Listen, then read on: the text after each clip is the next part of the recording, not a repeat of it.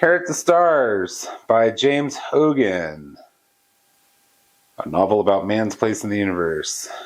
This is an absolutely fantastic book. I enjoyed this immensely.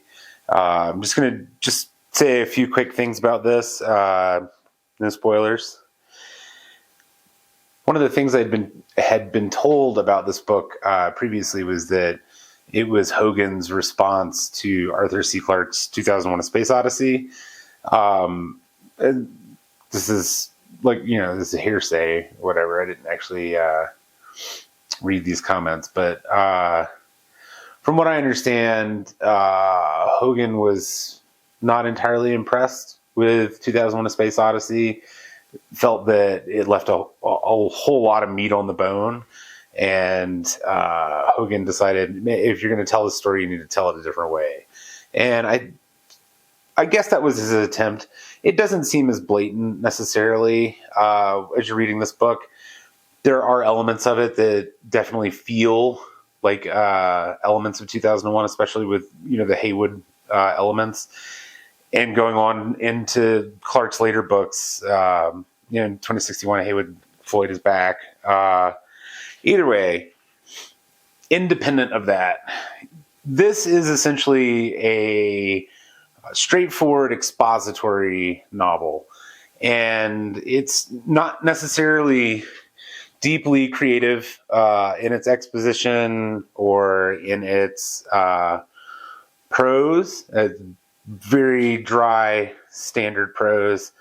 But honestly, it's not a takeaway for me.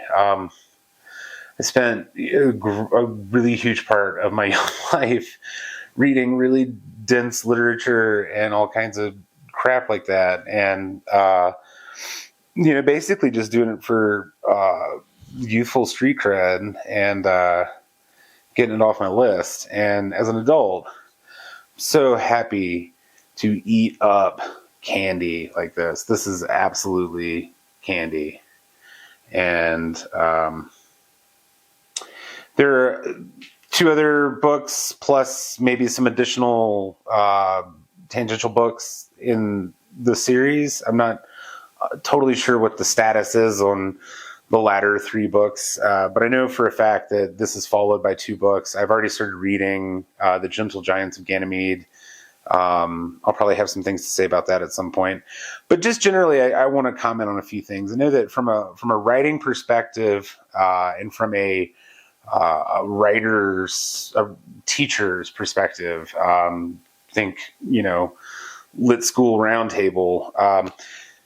A story like this would absolutely get beaten to a bloody pulp, mainly because it doesn't follow sort of what we come to expect from this standard character arcs and conflict arcs and the sort of things that a lot of times people just demand from a story. And this book, there's no real protagonist. There's no real antagonist. A lot of this book is briefings, and it's told in an expository way through meetings and discussing findings and discussing alternate theories. And so if there is an antagonist to be found in the book, there's a doctor named Dan Checker. He's a biologist, and he gives a lot of pushback, and he sort of represents this the academic authority of his day, and in many ways mirrors the authority of academics and academiology today. And that's not a criticism of academics. And Dan Checker, the character, is just three-dimensional enough to kind of come out of that academic box and change just a little bit and then go right back into it. It's definitely the academic science part of his world is in many ways immovable. The other main character, Hunt, he represents a different faction in knowledge seekers. So where Dan Checker represents the strict hierarchical view of academic science.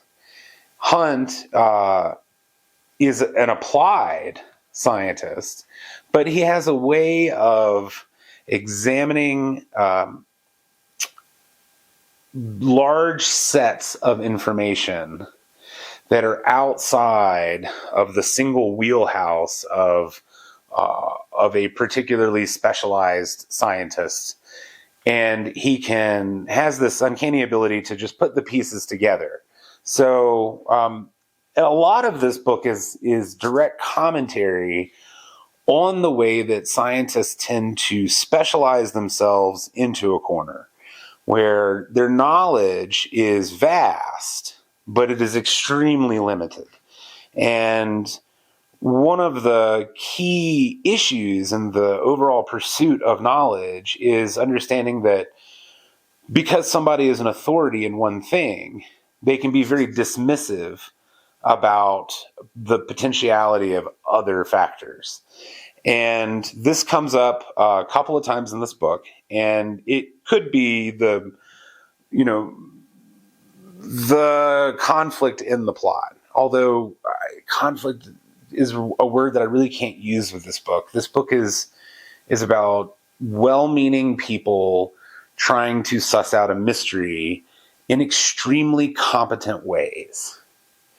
And that is something that modern science fiction tends away from.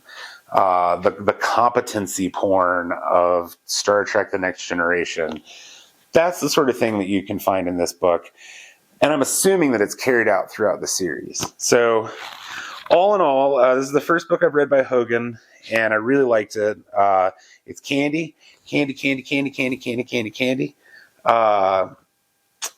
But it is relatively hard science. One other thing I did want to comment on the hard science aspect, a lot of these books, a lot of these classic science fiction books, and this is the early 70s,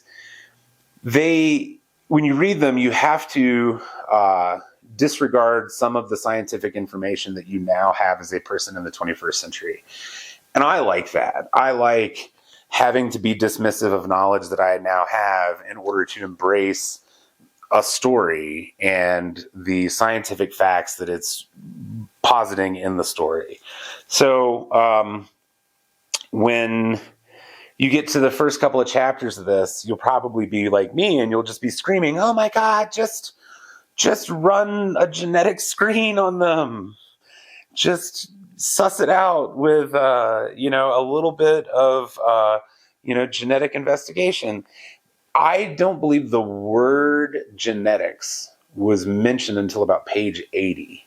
And it's something that if this book were written now, it would be essential to the story, but it might also make the story a non-issue.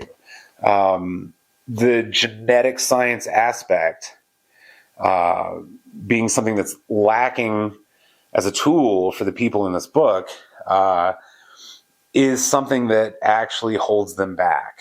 And it's fascinating as a person in the future, in the year 2023, looking back on this example of the 2020s, which this book is set in the 2020s, and just seeing what sciences they have that we don't have, and what sciences they've completely didn't even see coming. It's not fair to say that Hogan didn't see the impact of genetics, but it was so early on, and they're literally decades away from decoding the human genome. So, none of that was on the immediate horizon in the early 70s. But really great book. Highly recommend. Tell me what you think about it in the comments. If you have any questions about it, I'm happy to answer. I didn't want to go deep on the plot because the plot itself is a little thin, so I don't want to give too much away by giving anything away. I just think you should just pick it up and read it. It's a celestial mystery. The back of the book says the man on the moon was dead. I think that's all you really need to know. So enjoy it.